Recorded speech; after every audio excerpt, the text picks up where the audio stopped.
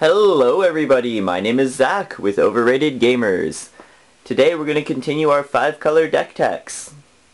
Before I get into it though, I'd like to start this one off with a little bit of a story, a little bit of a reason why I did it. So a few years ago, I was at the shop helping one of my friends build a deck, and we were trying to come up with an idea. His idea was, well, why can't we build a deck that's full of commanders? I honestly didn't think this idea was going to work, but he started putting it together. He eventually took it apart before he finished tuning it, but I liked the idea, so I decided to continue with it. And eventually I wound up with 5-color Legendaries. This deck isn't necessarily a quote-unquote optimized deck. I could run cards like Consecrated Sphinx or other things like that, but instead I decided to stick a little closer to the theme. Obviously some of my creatures are not Legendaries, but it's a fairly fun deck. The way it's built is a lot of your games will play out differently. There's cards for a lot of different occasions and reasons. But this is just a casual fun deck. It's my pet project. I've been working on it for probably about 4 years now. But I've pretty much got it nailed down with what I want. As always with the 5-color deck techs, I'm going to go pretty quickly through the core cards, unless they serve a little bit of a different purpose in this deck than some of the other ones. Our commander for this one is also Sliver Queen. I do run her as commander for a few of the decks. In this one, I do have various creatures that will buff, or I run Edric or a few other creatures, so Sliver Queen's tokens are very relevant. I can kill people with commander damage in 3 strikes. But a big part of it is the amount of creatures I make and the cards in here that work with those creature tokens. As always, we have 5 basic lands, 1 of each. We have 10 shocks.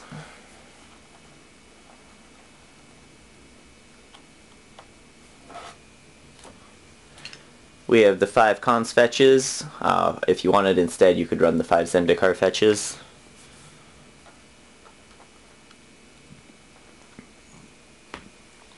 I have 8 filter lands.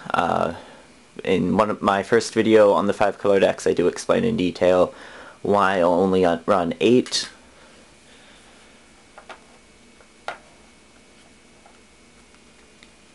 The basic reason is it's just personal preference. I don't actually feel that I need all 10. Command Tower, City of Brass, Mana Confluence, Reflecting Pool, Gemstone Caverns, Urborg, Bojuka Bog, Ancient Tomb, High Market. In this deck it does serve, I do have a semi-reanimator theme, and I run a Venser, so it does allow you to kill Venser or some of your other creatures off to get them back later with cards like Carador Ghost Chieftain. So it does serve an additional purpose in this build because of the amount of cards that reanimate and my creatures with Enter the Battlefield triggers. I can just recast them. If I have a Carador out, I can recast my Maelstrom Wanderer from the graveyard. So stuff like that interacts pretty well with my creatures. As always, if someone tries to exile it, I can sack it in response. Or if they try to take control of one of my creatures, I can also sacrifice it in response. Homeward Path, more relevant in my creature-based decks than in the Planeswalker decks. Regain control of my creatures that have been taken with bribery, treachery, or Gilded Drake. Now we get to the mana ramp, or the ramp cards in general, I should say. We have Chrome Mox, Mox Diamond. My real one is in Captain Sisay. I do plan on getting a new one, hopefully in the next month or so. Another one, that is. Soul Ring,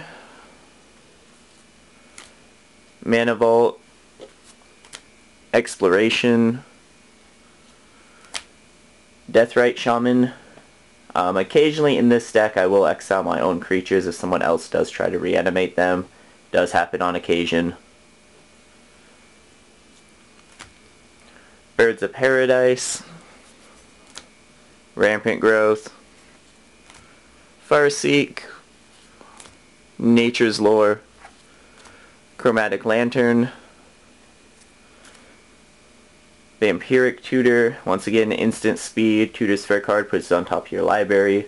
I have various things in here that do draw me cards, and so it can set up a draw with Mystic Remora or Rhystic Study. I also do run Maelstrom Wanderer, which when you cast him, he has an ability called Cascade. Cascade is reveal, when you cast this spell, reveal cards from your library to you, reveal a card that costs less. You may cast it without paying its mana cost. He has Cascade written on him twice, and he also gives your creatures haste on top of that. And he's a 7/5, so what you do is you play him. If you have another mana open, in response you can cast Vampiric Tutor, put anything that you want to put up there. Everything in this deck except for Carador costs less mana than the Maelstrom Wanderer. So you can play the Maelstrom Wanderer, and then you can just cascade into any one of your legendaries that you want, or if you need one of the other cards, you can also just cascade into that. You can cascade into your Toxic Deluge if you need to kill some small creatures. So Vampiric's got a lot of purposes in this deck. Worldly Tutor has the same thing, except it puts a creature on top and you don't lose the 2 life from it. Once again, you can set it up for the Maelstrom Wanderer. I also run Rashmi, Eternity's Crafter. I'm still testing her in the deck though. She's currently in it. I don't know if she'll stay in though. We have Crop Rotation, Demonic Tutor. We have Time of Need. It's 1 and a green sorcery. It lets you search for a legendary creature and put it into your hand. Eladamri's Called, green-white. This is run in Captain Sisay in pretty much all of my creature builds in this deck, except for my dragon deck. Search your library for a creature, reveal it, put it into your hand. Chord of Calling, X mana, 3 green. Search your library for a creature card with converted mana cost X or less, put it onto the battlefield, then shuffle your library. Now this card does have Convoke. Convoke lets you tap creatures as you're casting the spell, and they can pay for 1 colorless, or if the creature is green, it can pay for a green in the spell. We have Mystic Remora, Rhystic Study, Sylvan Library, Path to Exile, Swords to Plowshares, Krosan Grip, Beast Within. Once again, this is a personal preference card, but I do like that it can hit anything on the board.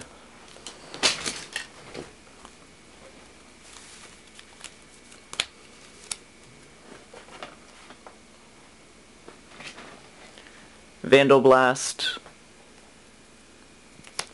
Cyclonic Rift, Toxic Deluge.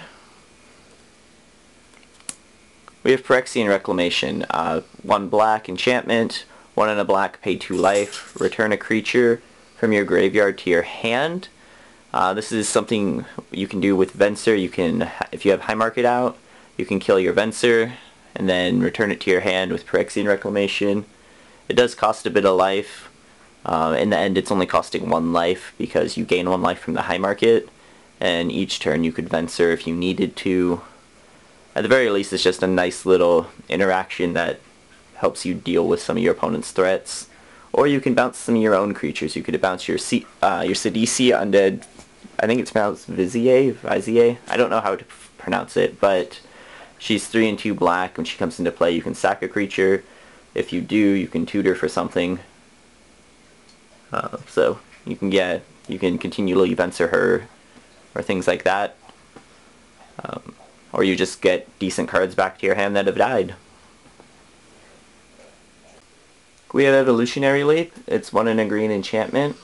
Pay 1 green, sacrifice a creature, reveal cards from the top of your library until you reveal a creature card, put that card into your hand, and the rest on the bottom of your library in a random order. This is also part of why Sliver Queen is good in the deck. You can make the Sliver tokens, sacrifice them to Evolutionary Leap, get creatures into your hand.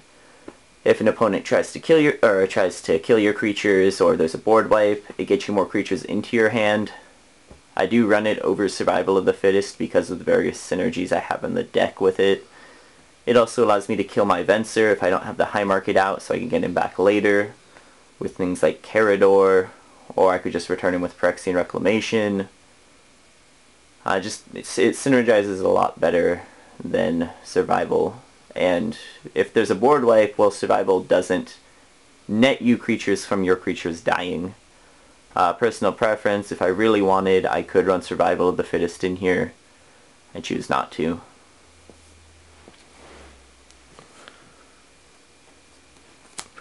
Mirari's Wake, 3 a green and a white. Your creatures get +1/+1 whenever you tap a land for mana, and 1 mana to your mana pool of any type that land produced. So it makes all your creatures bigger. It goes along pretty well with Gaji as well. Your little slivers that you're generating, they can start smacking for 2. So it's a mana doubler, makes your creatures bigger. What's not to love? It's a nice card. Shaman of Forgotten Ways. He's 2 and a green. Now I didn't put him with my mana ramp cards because he does only tap for mana for creatures.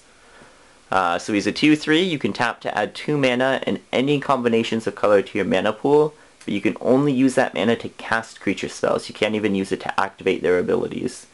He's still pretty good, but I mostly run him for the second ability. It's called Formidable. It's Formidable. 9 and 2 green, tap him. Each player's life total becomes the number of creatures he or she controls. You can only activate this ability if creatures you control have total power 8 or greater. So this card, in my deck, I run a lot of creatures. I have Sliver Queen who generates creatures. Oftentimes when I activate that effect, I'm going to have at least 10, 20, sometimes more life than that. That ability is based off of a card called Biorhythm. That card is banned in EDH, however he is not. Biorhythm is 4 and 2 green and sets each player's life total equal to the number of creatures they control.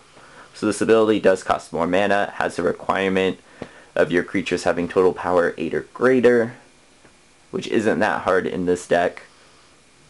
You can also, in response to activating him, you can Cyclonic Rift all of your opponent's creatures.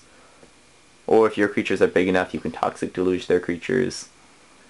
But really late in the game, if you have enough mana, you Cyclonic Rift all their creatures, you activate him, all 3 opponents die, and you win the game. It is worth noting that when people see this, if you play it too early, they're going to look at it and it will paint a target on you. Early on in the game, though, I mean, he still produces mana, so oftentimes it's still worth playing.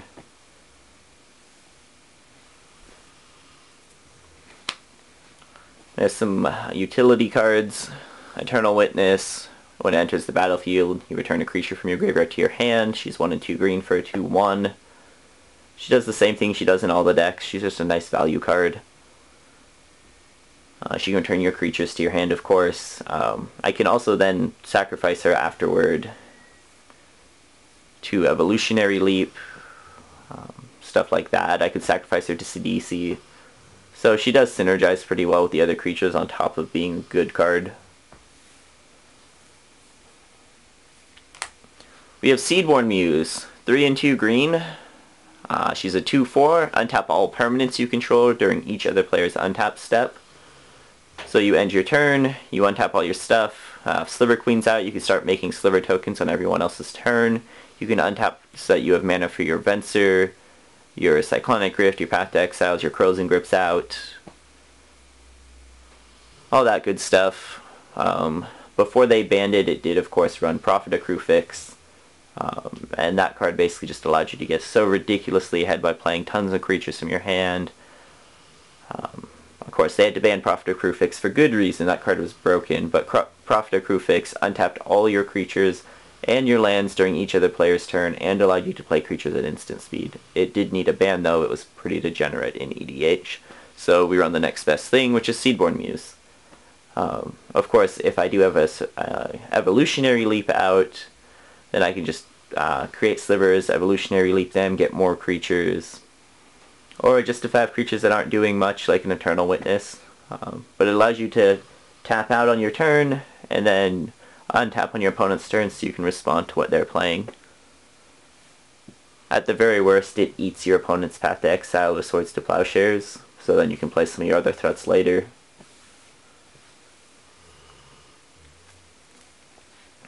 We have Sun Titan, 4 and 2 white, Vigilance, 6/6. When he comes into play or attacks, you can return a permanent card with converted mana cost 3 or less from your graveyard to play. A few of my legendaries like Nin the Pain Artist, or some of those other cards, are 3 or less. There's a Gaddock Teeg in here.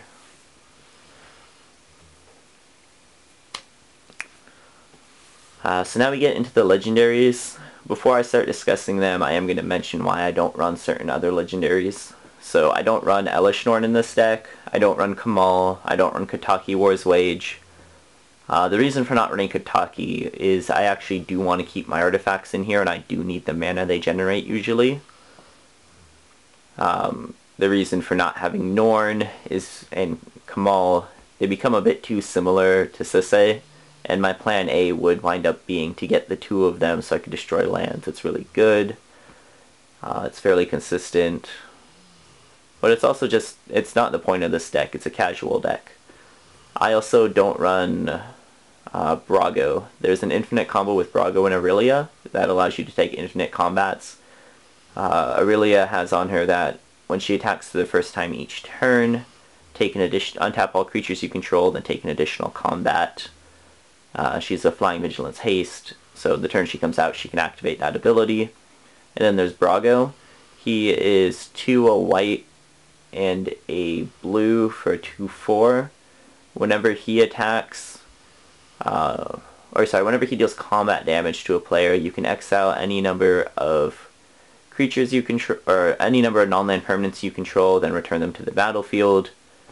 The problem with that is Aurelia leaves and she comes in as a new object, so when she goes into that next combat step, she counts as a new object, so it once again counts as your first combat with her, because it says when she attacks for the first time.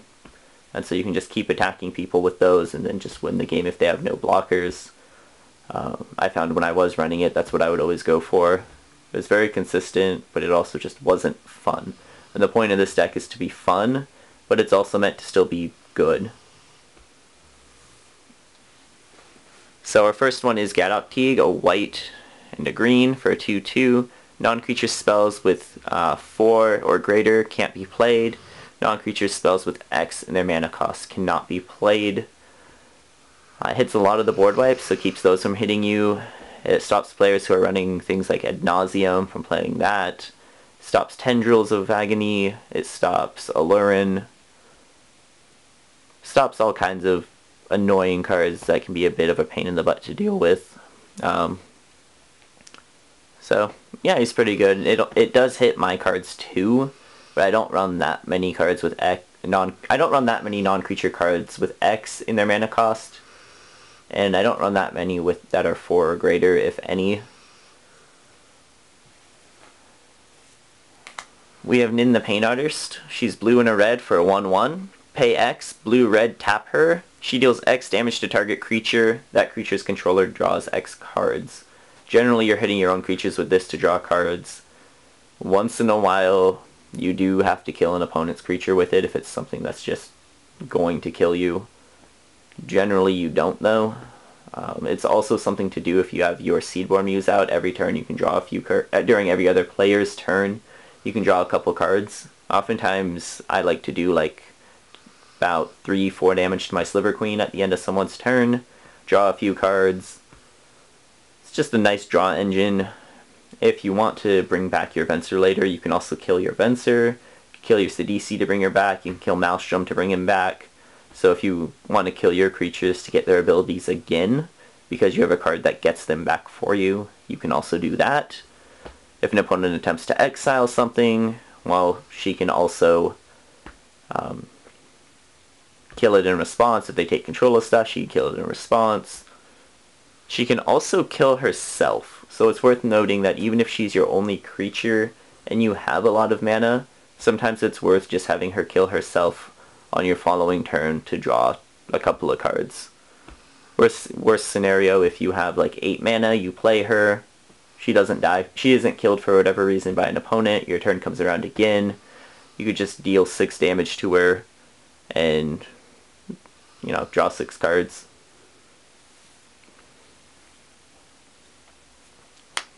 Anafenza the Foremost. White, black, and a green for a 4/4. Whenever she attacks, put a +1/+1 counter on another tapped creature you control.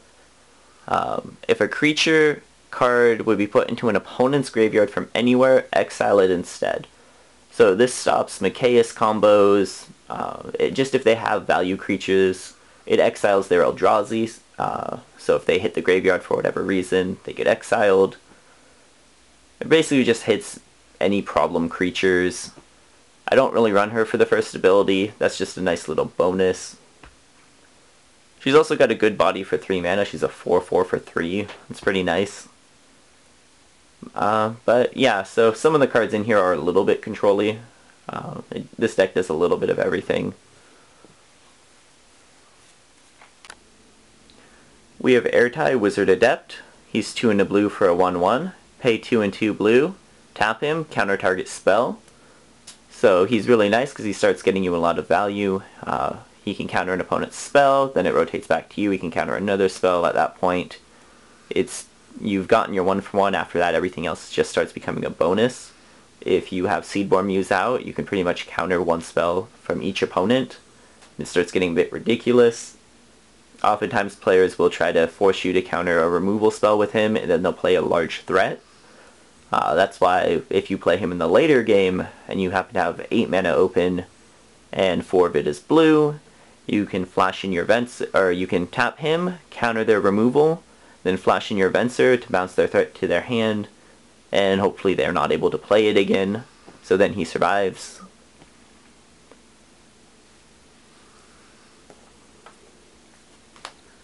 We have Rikai, the History of Kamigawa, 2 and a green for a 1/2. Whenever you play a legendary spell, draw a card. Play is a word that's been errated to cast for the most part. I want to say there was 1 or 2 cards that had a weird ruling on that, but I might be wrong. But whenever you cast a legendary creature, because that's the only legendary card type in here that's a spell, you get to draw a card. So even if it is countered, you still draw the card, which is nice. So yeah, he's just a draw engine. Edric, Spymaster of Trest. We do have a couple of political cards in here. Well, 2 actually, him and Gaji. So he's 1, a green and a blue for a 2/2. Whenever a creature deals combat damage to one of your opponents, its controller may draw a card. This card is also really great with the Sliver Queen. You make all those 1/1s. Even if they can block and kill some of them, you can just swing all of them. If they don't have enough blockers, still guarantee a few draws. The Sliver tokens are just fodder. You have all kinds of uses you can do with them. It also can keep your opponents from attacking you. This card works surprisingly well. Even after opponents have seen it repeatedly, Magic players will naturally still try to get a few swings on other players before even targeting this card. Even if they say you getting draws, he almost always sticks around for at least a few turns and nets you draws as well. And generally you're going to be playing him when you know you can draw more cards than your opponents can off of him. And later on you can high market him if someone is trying to use him, or if you just don't want a player to be drawing more cards. Rashmi, Eternity's Crafter. 2, a green and a blue for a 2/3. Whenever you cast your first spell each turn, reveal the top card of your library. If it's a non-land card with converted mana cost less than that spell's cost, you may cast it without paying its mana cost. If you don't, you put the revealed card into your hand. So at the very worst, she draws you a card. Now the text doesn't say draw, so if there are any cards out that are preventing you from drawing, she does get around that. It functions a little bit differently, and yet at the same time a little similarly to Cascade in a sense. If you play a Maelstrom Wanderer, it's always good with him, because then you semi get a couple of triggers. Or you semi get 3 triggers almost, but not quite. She's just... I'm still testing her. She doesn't... It's not something I tutor for, usually. It's just a nice card to draw. Generally, there are better things to tutor for. I'd rather just have the Maelstrom Wanderer than have her. She may actually get cut at some point. While it is nice, and I do run cards of various mana costs, so I can obviously use that effect, and I can tutor for things in response, it doesn't seem as powerful as I want it to be, and it doesn't synergize quite as much as I wish it did. So she's likely to see a cut in the future. We have Olivia Voldaren. She's 2, a black and a red for a 3/3 flying. Pay 1 and a red. She deals 1 damage to another target creature. That creature becomes a vampire in addition to its other types. Then you put a +1/+1 counter on her. Pay 3 and 2 black. Gain control of target vampire for as long as you control Olivia Voldaren. So you can use her to hit your opponent's creature, take control of it. You can use it to just kill their creature if for whatever reason you just don't want it on the board, or they have a Homeward Path. You can gain control of their creature and sacrifice it. If they try to kill your Olivia, that's usually when you'll sacrifice their creatures. You could use their small creatures as fodder for Evolutionary Leap. You can sack their creatures to Sidisi. Or you can just take their large creatures, their Eldrazi, any of their large creatures, Blightsteel Colossus, etc. And then you can also hit your own creatures with her just to make her bigger. If your opponents don't have anything good, or for whatever reason you just want to make her really large, or if for whatever reason you need to kill your own creatures and you don't have a sack outlet. So she serves a lot of purposes. In response to them removing her, you can sacrifice their creatures if you have one of those outlets. You could also just repeatedly use her first ability to kill their creature off if you have the mana for that too. But you can use these at instant speed, so you can leave mana open and then do this. Once again, of course, Seedborn Muse is amazing with cards like this in the deck, because you just start stealing everything on the board.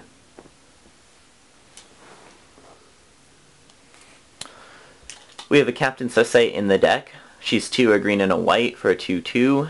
Tap her, search your library for a legendary card, reveal it, and put it in your hand. I do have 2 cards in here that are legendary that are not creatures. They are Urborg, Tomb of Yawgmoth, and my Gemstone Caverns. So if for whatever reason you need a land, she can get those. But she can also get any of the other legendaries in the deck. Once again, if you're tapping her every turn, just getting you a lot of answers. Oftentimes your opponents will kill this card, but she functions as another tutor, so she's fairly decent in the deck. I like her. This is one of my favorite cards in the deck. This is Sakashima the Imposter. 2 and 2 blue for a 3/1. When she comes into play, you may choose a creature in play. If you do, she becomes a copy of that creature, except her name is still Sakashima the Imposter. She's still legendary, and she gains pay 2 and a blue, return her to your hand at the end of the turn. So it's worth noting she doesn't bounce back to your hand at instant speed, she bounces at the end of the turn. So if someone tries to remove her, she is dead probably. But it's really cool if you can copy something like an Aurelia, or because 2 Aurelias they'll trigger, so you'll get 3 combats. You can copy Gazella and quadruple damage to your opponents while quartering damage to yourself and your creatures. You can copy your Sisay if you want to tutor. One of the really rude things that this thing can do is you can copy an airtie with it. If you have Seedborn Muse and 2 airties out, you're pretty much won the game at that point. You pretty much just counter everything they're going to be doing. You can also just copy things like Venser and bounce one of their permanents, and then bounce this back to your hand at end of turn. Venser something of theirs again. You can make another Rurik Thar, so if someone plays a non-creature spell, they take 12. You can copy your Olivia Voldaren, if for whatever reason you feel like doing that. But yeah, she can copy anything, and of course she can copy your opponent's creatures, so if they have a Blightsteel Colossus, or just something else that's just really good that you want, she can copy that.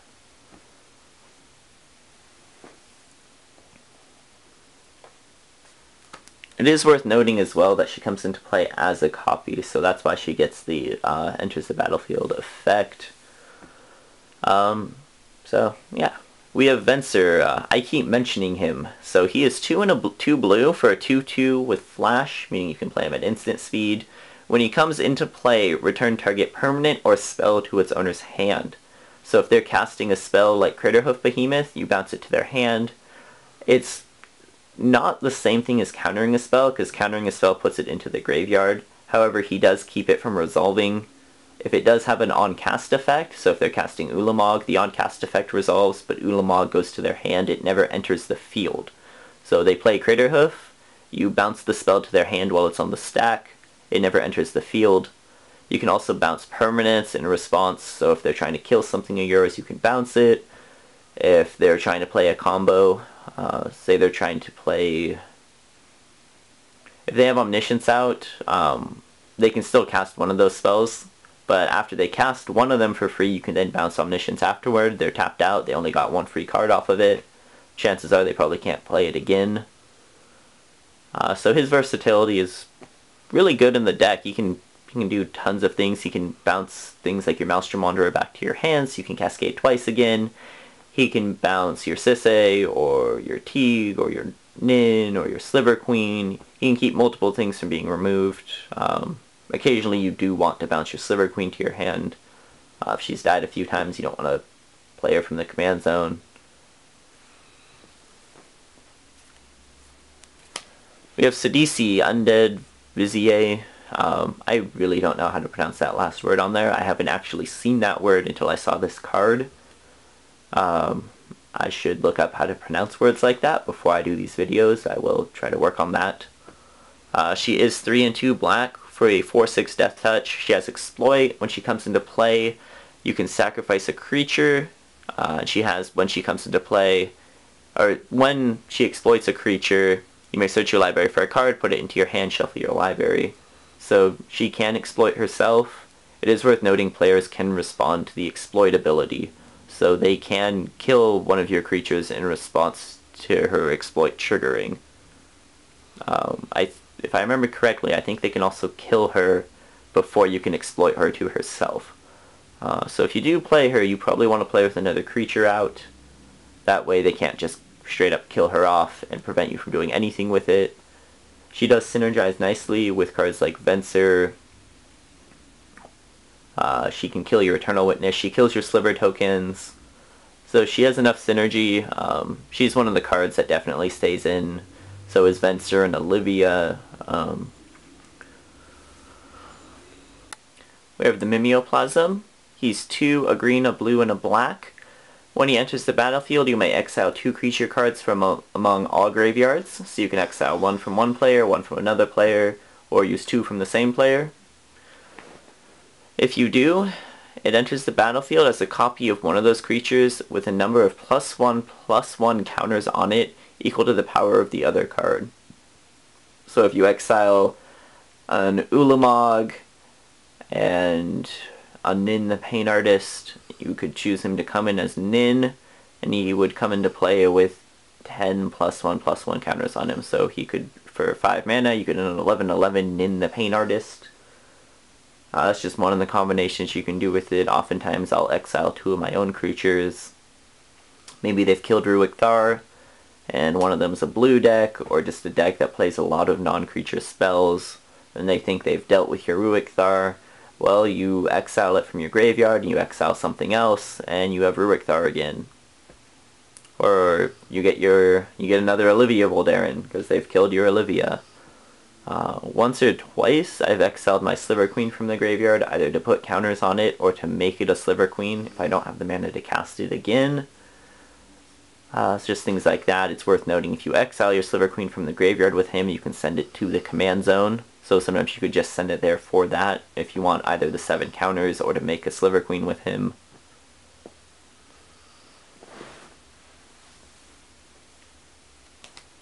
It is also worth noting it does keep your opponent, you can also use it just to get rid of things you don't want your opponent to exile, or you don't want your opponent to reanimate. You can exile things you don't want your opponent reanimating.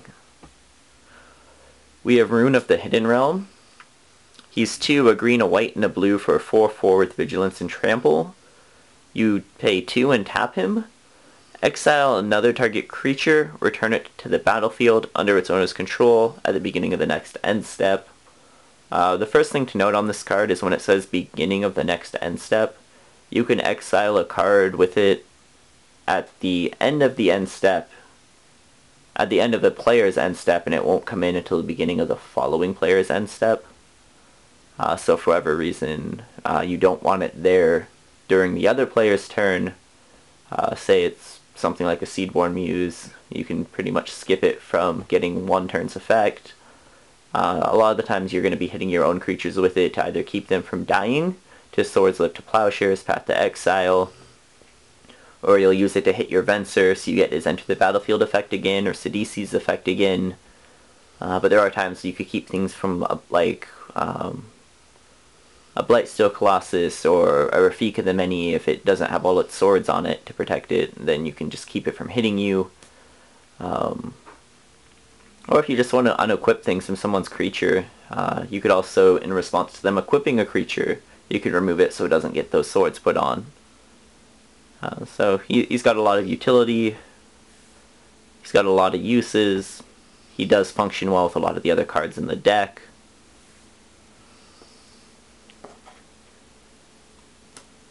Gaji Honored One, 2, a red, a green, and a white for a 4/4. Whenever a creature attacks one of your opponents or a planeswalker an opponent's controls, that attacking creature gets +2/+0 until end of turn. He doesn't function quite as politically as I'd want him to, but he is technically a political card. Oftentimes it allows your slivers to start swinging for 3. It allows your other creatures to swing for more. He's not the worst card in the deck.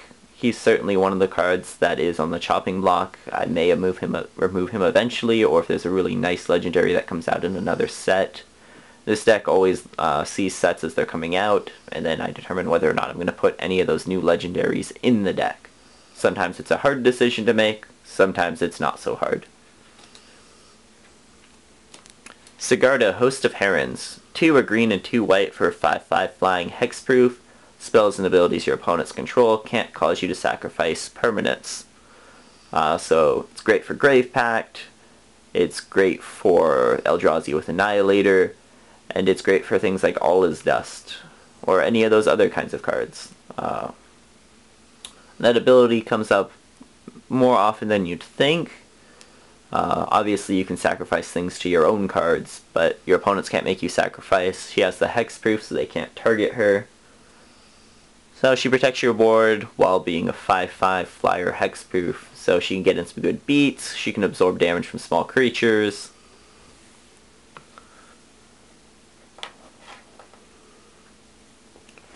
Obnixilis Unshackled, 4, 2 black for a 4/4 flying trample. Whenever an opponent searches their library, they sacrifice a creature and lose 10 life. Whenever another creature dies, put a +1/+1 counter on him. So even if your opponents are avoiding sacrificing or are avoiding searching their libraries because they don't want to take that 10 damage or sacrifice a creature even, just when your creatures die to your own effects or your opponent's effects, he gets very large. It's not uncommon for him to hit 20, 30, 40 power. You can also Toxic Deluge a bunch of your little slivers. If they have no flyers out, you can just kill a bunch of your own creatures, make him large, swing in for lethal. Oftentimes he does hit players who are searching. You cannot play him in response to them searching, I don't think, because I think it triggers when they start searching. So you can't play him in response to someone playing something like Demonic Tutor or Worldly Tutor. He has to be out already.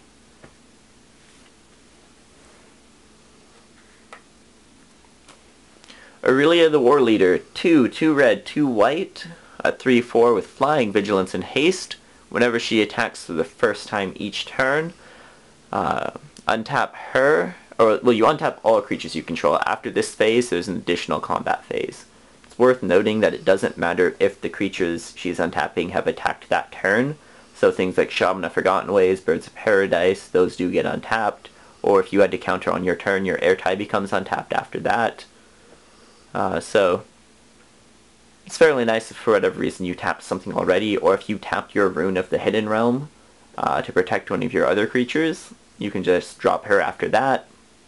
Swing, she'll untap Rune, so he'll be able to protect yet another creature. And if you wanted to after that, you can attack with him at that point.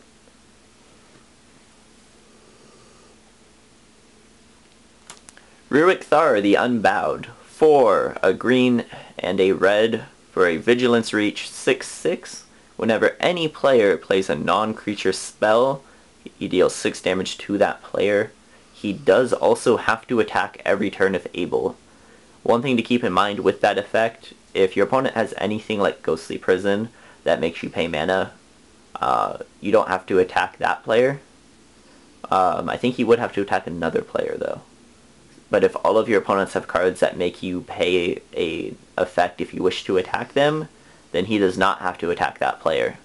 Also, for whatever reason he is tapped down, or anything like that, and then he doesn't have to attack.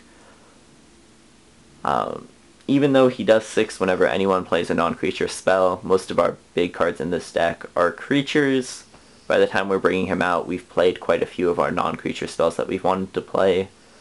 Sometimes you play a few and take that extra 6 anyways, but it doesn't really matter. And at the very worst, your opponent will play a Path to Exile or Swords to Plowshare on it, and it'll deal 6 to them. So even then, it's still not terrible. Prime Speaker Zagana. 2 blue and 2 green. She's a 1/1, but when she enters the battlefield, she gets X +1/+1 counters, where X is the greatest power among creatures you control. When she enters the battlefield, draw cards equal to her power. It is worth noting that neither of those are May triggers, so when she does come in, it has to be the creature with the greatest power you control. And you do have to draw those cards. So if you don't have very many cards left in your deck, I wouldn't suggest playing her. If you're down to like 7 cards and you have Sliver Queen out, she will kill you. Generally that's not something that happens though. So she comes out, you have Sliver Queen out, oftentimes she'll draw you 8 cards, and then you have an 8/8 on the board, so she comes in as a large body, she draws you a bunch, and then you have a large beater after that. So she's just a good value card. She's a draw engine. This deck does have a lot of ways to draw cards, and a lot of ways to tutor, so those are always nice. Even if she hits something like your Damia, she will still draw you 4 cards and come in as a 5/5. That's not terrible. In fact, that's still pretty good.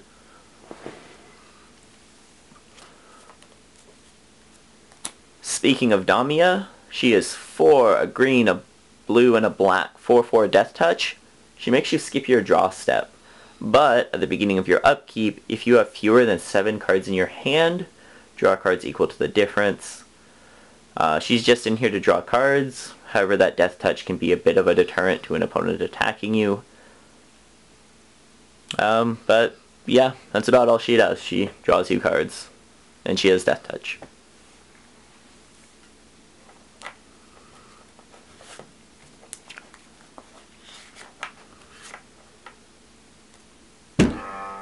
Karavek the Merciless. 5 black and a red for a 5/4. Whenever an opponent casts a spell, he deals damage equal to that spell's converted mana cost to anything, actually. It just says he deals damage.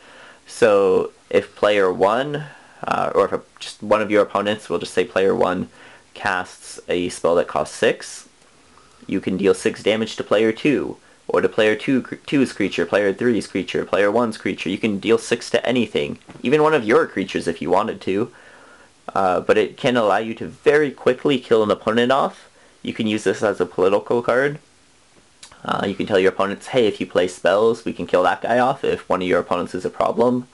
And through one turn rotation, before it even gets to that third player, that player could be dead. Especially if opponents are casting big cards like Omniscience, Craterhoof Behemoth, Avenger of Zendikar. Those are, it's like 7 or 10 damage depending on which of those cards you're choosing. If they play an Ulamog, it's 11 damage. So, yeah, he's strong all around. He can be a deterrent to opponents who are at lower life totals, or even opponents who are at something around 20. They may hold back a little bit on playing those 7 drops. By the time you've played Karaveg, hopefully they've played some of their removal spells. But he can also be a bit of a deterrent depending on what removal spell they're playing, because you can then just kill one of their big cards on the board.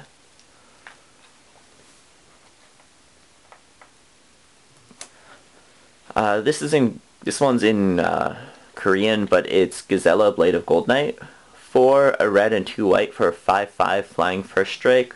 Damage that would be dealt to you and permanents you control is halved, rounded down.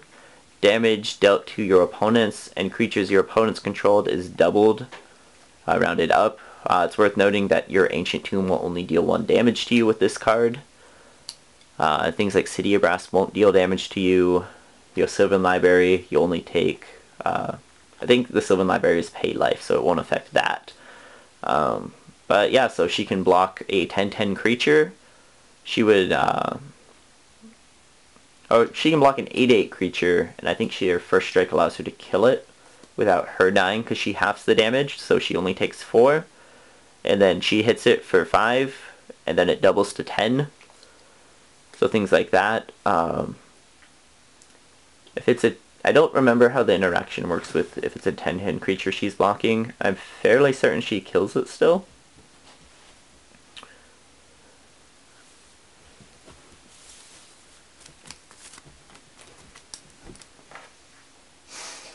We have Thraxamundar, 4 a blue, black, and a red for a 6/6 haste.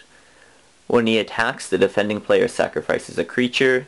Whenever a player sacrifices a creature, put a +1/+1 counter on him.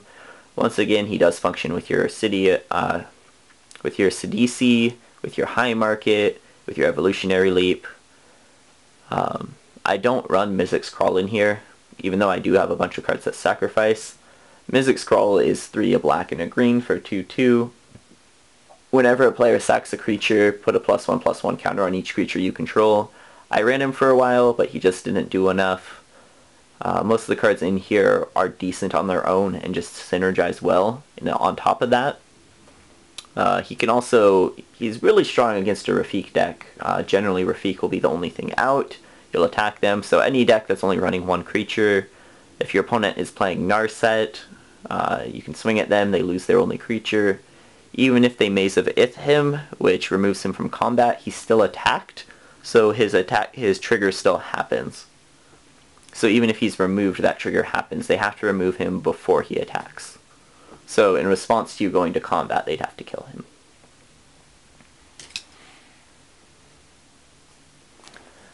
Maelstrom Wanderer, 5 a blue, a red, and a green, 7/5. Creatures you control have haste. He has Cascade, Cascade. So he actually just has that. It triggers twice. When you Cascade, you reveal cards from the top of your library. When you cast the spell, Cascade happens. So those spells do resolve before Maelstrom resolves. But you reveal cards from the top of your library till you reveal a card that costs less.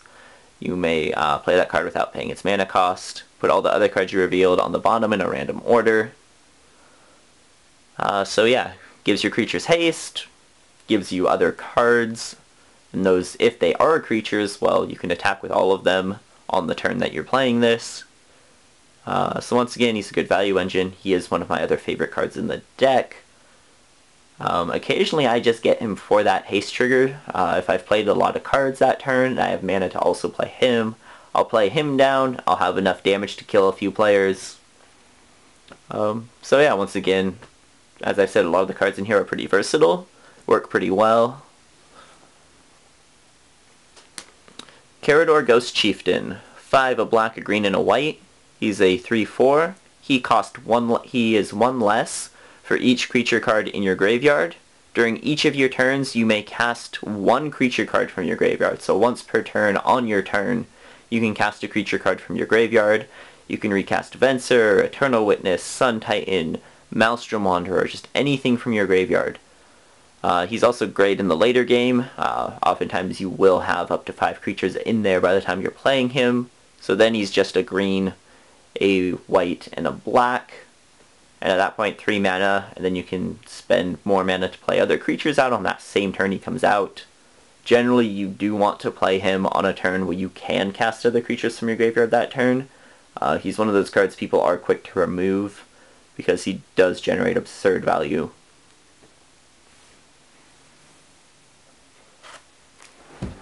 And that is 5-color Legendaries. That is my pet project. I've been working on this deck.